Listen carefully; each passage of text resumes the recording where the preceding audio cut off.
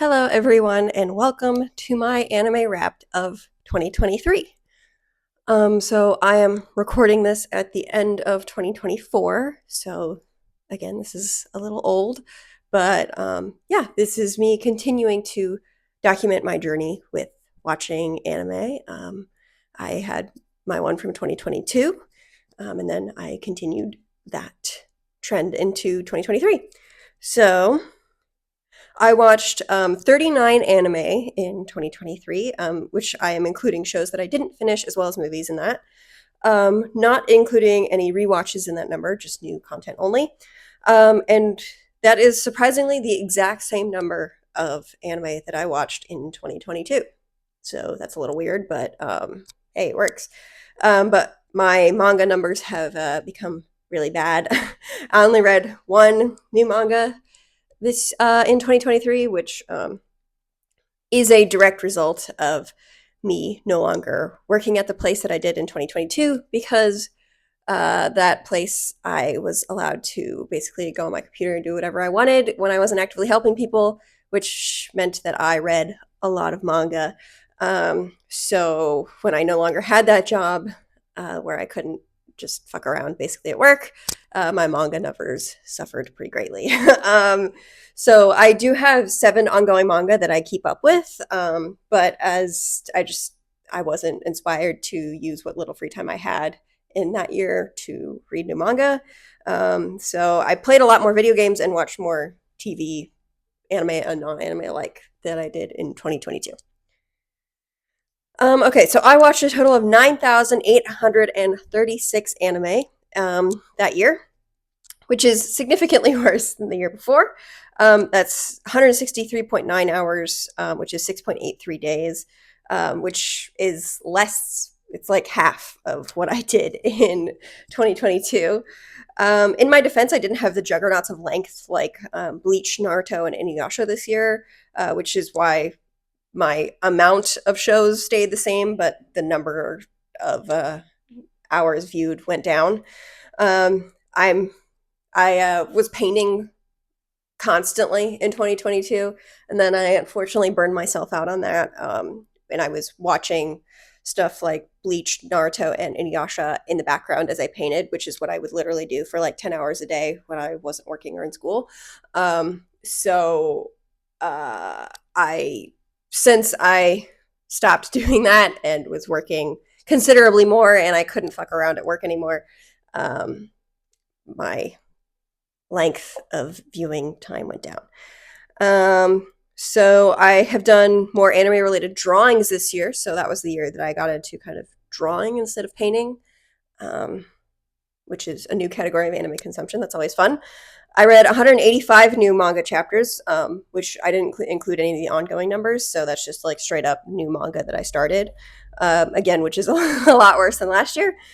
One difference between this year and last year, again, 2023 and 2022, is that in 2023, I watched far more new / airing anime than I did the year before.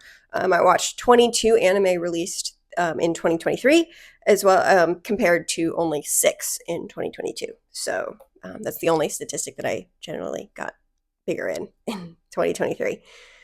So the first show that I watched in 2023 was Bocchi the Rock. What a banger of a show to start the year on. Absolutely hilarious, heartwarming, good music. Cannot recommend the show enough to slice of life enjoyers. I really enjoyed every minute of that show. It was really, really cute. The last show that I started that year was Scott Pilgrim Takes Off. Again, a banger of a show to end the year on. I absolutely loved it. It fixed all the issues that I had with the movie and made me fall in love with the characters. Gives time and love to these characters that really deserve it. If you like Scott Pilgrim, watch the show. If you don't like Scott Pilgrim, give the show a try. I will go to Scott Pilgrim more later, but just know I liked it a lot. So, yeah, I only read one manga this year, so favorite manga goes by default to Jujutsu Kaisen. I know there was no competition, but I did actually enjoy Jujutsu Kaisen. I have an entire other presentation about all my thoughts and feelings about the manga. I do think that as time has gone on, my feelings towards the Culling game and some of the more recent stuff has gotten more negative. As I was watching the Shibuya arc as it's been airing again at the time, It has allowed me to think about how I feel about what's happening in the manga. Basically, I feel like the Shibuya arc almost feels too conclusive. I love that arc, but it's incredibly difficult act to follow. So many characters died, and so many have what feels like complete arcs. If Gojo died, which I honestly wish he had in Shibuya, then there would and then there was some kind of like Itadori versus Sukuna fight. It honestly would have been a really good ending. I almost wish that the Culling Games happened before Shibuya. Have Gojo be occupied fighting some kind of Sukuna form, whatever, and then have the rest of the Culling Game happen. That would give the characters more time to develop, learn more, and then have the rug pulled out from under them in Shibuya. Very little tweaking would have needed to happen to make Shibuya the end of the story. I also need to say that I adore the Hidden Inventory arc. Such a beautifully tragic gay love story. Those are my kryptonite. So a little bit of context in my 2024 brain just for Jujutsu Kaisen. I won't be long about this, but yeah, the manga ended. I didn't love it. I don't think many people did. I had a lot of issues. I don't know. It was really rushed at the end. I didn't love the kind of Sukuna fight that happened. I don't know. I didn't love the ending of the manga. However, I still think very fondly of Jujutsu Kaisen. It has a very special place in my heart, even if the ending wasn't my favorite thing ever. I don't know. It's kind of complicated, but I don't know. The characters are so good, honestly, that they left a lasting impression on me. And even if the story wasn't kind of what I was hoping it would be, it still means a lot to me. Okay, so my favorite movie that I watched in 2023 was Kaze-san and the Morning Glories. I wrote this before I watched The Boy and the Heron. So yeah, just caveat. It's not technically a full-length movie, but I'm counting it anyway. I have a soft spot in my heart for Yuri, and this is really fantastic. Slice of life, completely adorable. It's about two girls who are navigating their first relationship together in high school. It's low stakes, just really cute. Definitely heals my heart a bit to watch these two girls try to communicate with each other, but have this underlying love for each other. Would highly recommend to Yuri fans, Slice of Life fans. Super cute. Okay, so I added in a slide about The Boy and the Heron because I still wanted to shout out Kaze-san and the Morning Glories because I do think that movie is really cute. But I watched The Boy and the Heron after I wrote that, and yeah, this is definitely my favorite anime movie of the year. I have a lot to say about this movie, and I talk about it in my Oscars PowerPoint. So if you want to hear my thoughts about The Boy and the Heron, just go to my Oscars 2024 video. I talk about it there. But I absolutely love this movie. It's a movie that I thought about long after it was over, and I will continue to do so. I will watch it again, and I'm sure my thoughts and feelings will become even more crystallized after that. As I age, I'm sure this movie will take on new meaning as well. I will say that this is a deeply thematic movie that has sequences that reflect what the character's emotional arc is at that point, rather than any kind of like strict plot. Miyazaki is known for doing that. Spirited Away is full of that, but this is cranked to 11 for sure. This movie has so much to say about love, grief, death, forgiveness, and legacy that felt so profound and interesting. This is one of my favorite Ghibli movies ever made, even though I would say it's very different than a lot of his other works. It's so well made with so much to say and offers a truly unique way of looking at life. Yeah, love this movie. Okay, the worst show that I watched in 2023 was Oshi no Ko. I know this is kind of a hot take, but I couldn't finish the first episode. That episode is the length of a movie. It's about an hour and a half. So I did watch about an hour before I turned it off. So I think that's enough of an impression to kind of talk about it. A lot of people really love the show, but I just couldn't rock with it. I love weird. I need to state that. But I do not like weird as in borderline incest. The show is about a 16-year-old pop star who gets pregnant and puts her career on hold. The doctor who has been helping her throughout her pregnancy is in love with her. Weird. And then the night she gives birth, her doctor is killed by one of the pop star's stalkers in an attempt to get closer to her. He's then reincarnated as one of her twin babies. The doctor is reincarnated as one of her twin babies. He has all these memories from his past life too, which is just, what the fuck?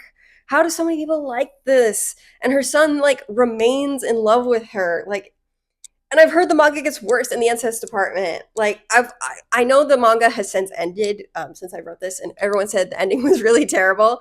So I'm sure that's kind of left a lasting impact on the Oshinoko legacy. But I really did not like this show. Okay, so I'm going because I watched so much seasonal anime this year. I kind of wanted to break it down by my favorite three shows that I watched each season. So for winter, my favorite three were Vinland Saga, Bocchi the Rock, and Trigun Stampede.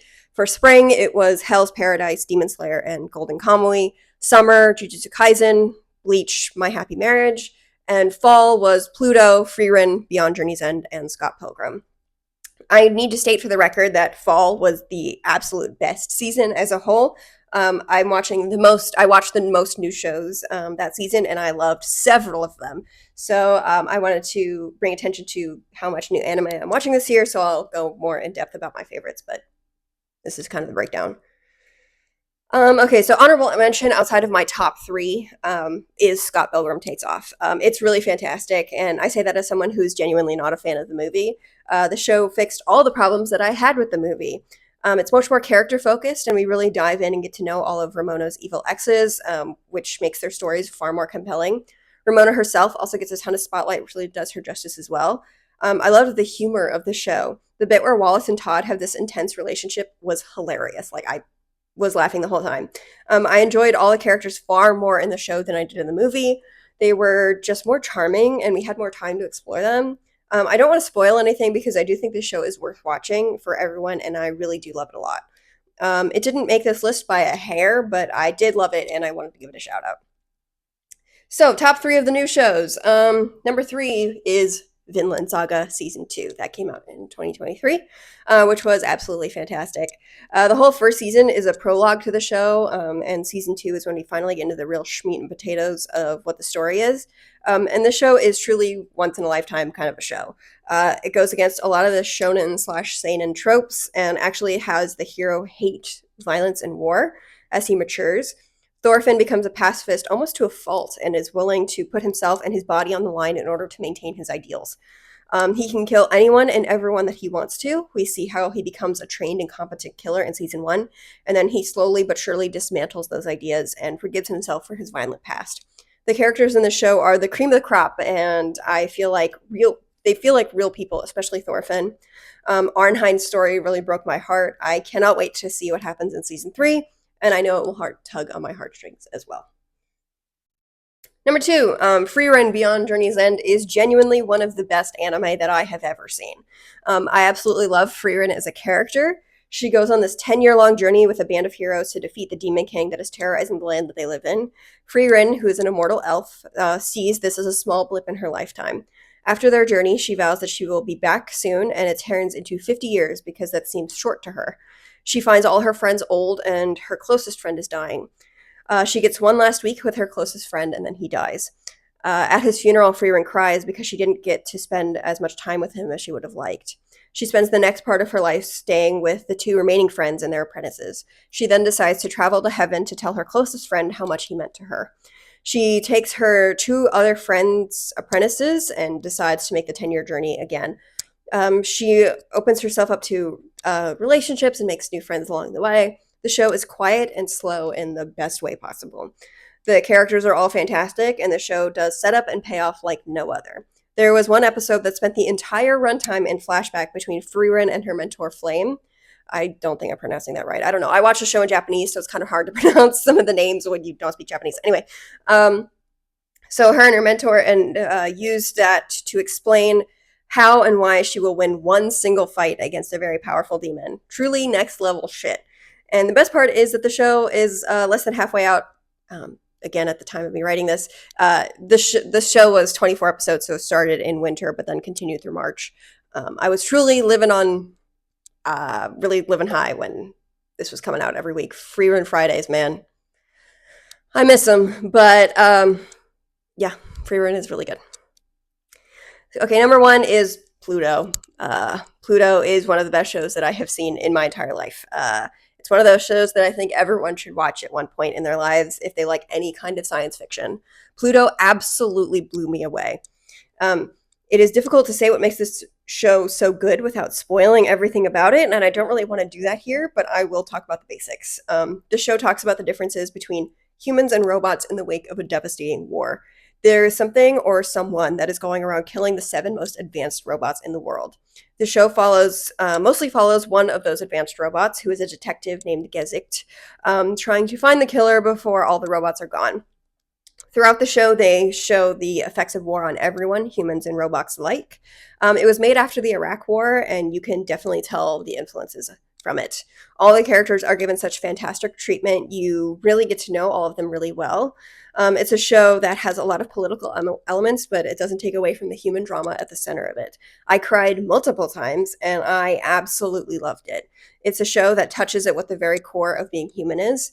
The mystery is just the best, and there are a lot of characters that you don't learn what they mean until the very end. I will sing the show's praises for the rest of my life. So current day Sophia Note, I rewatched this show again pretty recently, and yeah, it is so good. It remains really, really good, and I loved getting to watch it again, kind of knowing what happens and getting to pick out bits of foreshadowing and like kind of connecting the pieces a little bit earlier. But yeah, Pluto is it's really it's so good. I love it so much. Um, yeah, please watch it. Please watch it. Okay, so I am going to the older shows that I watched in 2024. Summertime Rendering is a really fantastic show. However, this fall I was inundated with so many new shows that took priority keeping up with. This one kind of got lost in the shuffle. I still am keeping up with it, but it's really only a couple episodes like every few weeks. Unfortunately, with my work schedule and desire to write and play video games, and me literally I watched 14 new shows in fall last year. I haven't had time for it, which is such a shame. Summertime Rendering came out in 2022, and I didn't hear much hype about it. It's a really good story, a truly unique time loop story with a really fantastic mystery that I have loved unraveling. Even though my 2024 looks like it's going to be stacked as well, I will continue chipping away at Summertime Rendering when I can. This show very well make my top 3 old shows once I finish it, but I feel the need to mention it before I get into my older favorites because the show is absolutely worth watching. Present day 2024 Sophia Note. I did finish the show. It really got lost in the shuffle. I was watching so many new things that I ended up just kind of restarting it this year, and it's really good.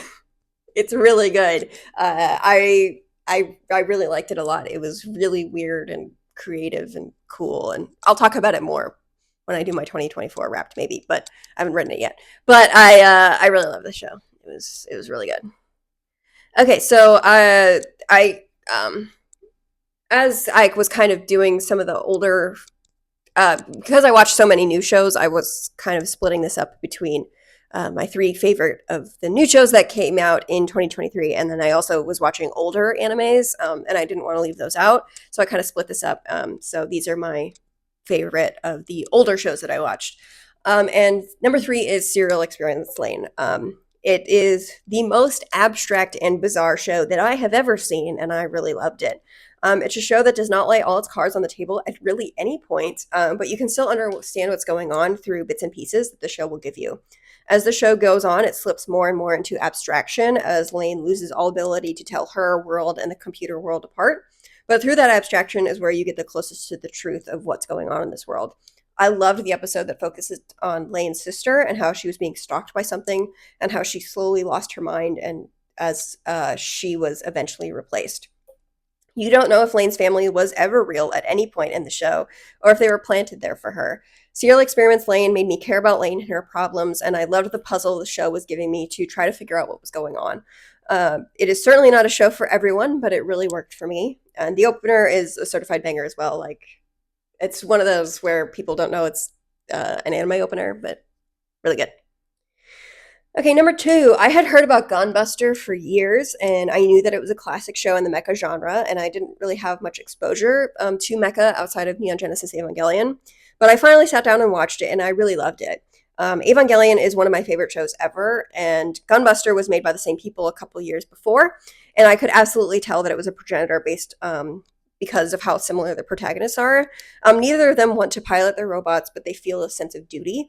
Shinji feels far less duty than Noriko, does, but Evangelion is just kind of a more miserable show in general. One thing that I loved was Noriko made a friend who then died in his robot, and she became really depressed after that, and it made her not want to fight. Just gave her more depth as a character. I loved how Noriko's time and space makes time work differently for her. She leaves for space when she's 14, but by the time she comes back, she's 15. And her best friend from school is married with a kid, which gives you good insight into how messed up Earth has become and how immature Noriko still is. I absolutely love the ending as well. Such a sad ending that definitely reminds me a lot of Evangelion. Gunduster feels like the studio kind of making baby steps into what eventually would become Evangelion, and the ending is another way that it really does that. Noriko's sacrifice is so heartbreaking, but her joy at the end, seeing that it worked, was really fantastic. It's a short show, it's only 6 episodes, but it's absolutely worth anyone's time. Okay, so number one. In a year with a lot of really great slice of life shows, Laid Back Camp was my favorite. It's a simple show about girls who love to eat and go camping, but even though throughout 2 seasons and a movie, I was never bored of the premise. The show focuses on the 2 main girls, Nadeshiko and Rin, as Nadeshiko learns about camping for the first time in her life, and Rin opens herself up to the idea of camping with other people. They learn a lot about Japanese cuisine and regional specialities. And they learn how to cook new food, and they see new places. The show goes into a lot of detail about why certain camping equipment is used, the pros and cons of using certain methods, and as other people, as a person who does not, I do not like camping at all. I was paying very close attention to all of this information. Oh, that's why they put up their tent that way. Of course, what a good fire starter. It's such an entertaining show that takes a simple premise and somehow never makes it boring, even across 2 seasons and a movie. The characters are so cute and so fun that I felt like, shit, maybe I do want to go camping. Season 3 comes out next April, and I can't wait. Such a good show. I did watch season 3 when it came out, and it was so good. Love Laid Back Camp. I don't know if anyone can see in the camera, but I have the Nendroids for all 4 of the girls right on my TV here. I got all the camping gear that came. I got like the Rin set that had like camping gear and stuff, so they all get to go camping. It's so cute. But yeah, I really love this show. It's really, really good. Okay, what I want for 2024, all I dream of, all I need is a Steel Ball Run anime announcement. Stone Ocean finished a year ago. I'm not asking for the anime to start. I just want an announcement that it's going to happen. That's it. I simply need to see Johnny and or Gyro's official color schemes as well. That's it. I also think I need to reread Steel Ball Run. I've been feeling the itch lately. It's far and away better than anything else in JoJo's, and I miss my gay cowboys. So hopefully 2024 is the year of Steel Ball Run. And also, please don't give it Stone Ocean's release schedule. That sucked. Either drop it all or once a week, or more like how Arcane did it, or even how Bridgerton did it. Like just with the chunks. 9 months between parts was a lot. So can we please not do that again? And now that I am no longer friends with Grace, who really loved Stone Ocean, I can finally admit that I think Stone Ocean is just okay. The ending is good, but a lot is forgettable. Hell, I think that the only wholly good parts of JoJo's are 4 and 7. Fight me. Even if 6 and 8 are decent, 7 and 4 are really good too. 7 is good as a drama, and 4 is really good as a comedy. I think that so much of JoJo's is just fine that I wouldn't even necessarily recommend the show to other people. Okay, now that I've gotten that off my chest, I continue spreading the Steel Ball Run agenda. Please read Steel Ball Run. Okay, I'm recording this in December of 2024, and we have not gotten a Steel Ball Run announcement. I'm going a little crazy over here. Stone Ocean finished like 2 years ago at this point. So please, we just need Steel Ball Run. I need Steel Ball Run really bad. I'd also like to note on my JoJo's journey that just last week I read all of what is available of JoJo Lands up until chapter 20, I think is what's out at the point, at this point of me recording this. But I really like JoJo Lands. I think it's really similar to part 8 in a lot of ways. but I've been having fun with it. And I would kind of put it, in case anyone is curious, I think that part seven is in a league of its own. Like, it's just so good. Four is kind of right below it. I really like part four, but to kind of compare it to part seven feels like, I don't know. Part seven, Steel Ball Run is so good, so good. And then I would kind of put 6, 8, and 9 in their own tier. Um, there's only 20 chapters of part 9 out right now, so that's kind of tentative. It could go up or down depending, but I've been having fun with it so far. And then kind of below that is part 3. Probably 3 and 2. I think those are both cute and fun. But then I would put part 5. I do not like part 5. I do not like part 5. I'm sorry. I just don't like it. And then part 1 below that, obviously. But yeah, okay, that's more about JoJo's than anyone really cared to hear about. But where's Steel Ball Run? Where is it? God. Okay. Thank you for listening. That's all I have.